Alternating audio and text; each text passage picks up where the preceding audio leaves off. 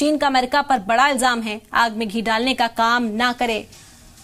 बड़ी खबर इस वक्त की, आपको बता दें कि अमेरिका ने निशाना साधा था रूस पर, जिसके बाद अब चीन ने अमेरिका पर इल्जाम लगाया है कि आग में घी डालने का काम ना करे अमेरिका। ये बड़ी खबर इस वक्त की आप तक पहुंचा रहे हैं। आपको बता दें कि जो बाइडेन के दौरे के बाद से ही लगातार अब चर्चा तेज हो गई है और चीन ने भी अपना मौकफ साफ कर दिया है। पुतिन पर निशाना उन्होंने साधा था, लेकिन चीन और रूस जो हैं वो एक ही धुन इस वक्त अख्तियार किए हुए हैं।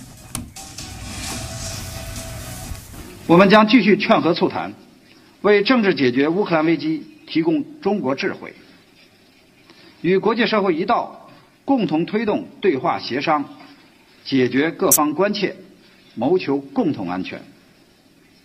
同时，我们敦促有关国家立即停止拱火浇油，停止向中国甩锅推责，停止鼓噪今日乌克兰，明日台湾。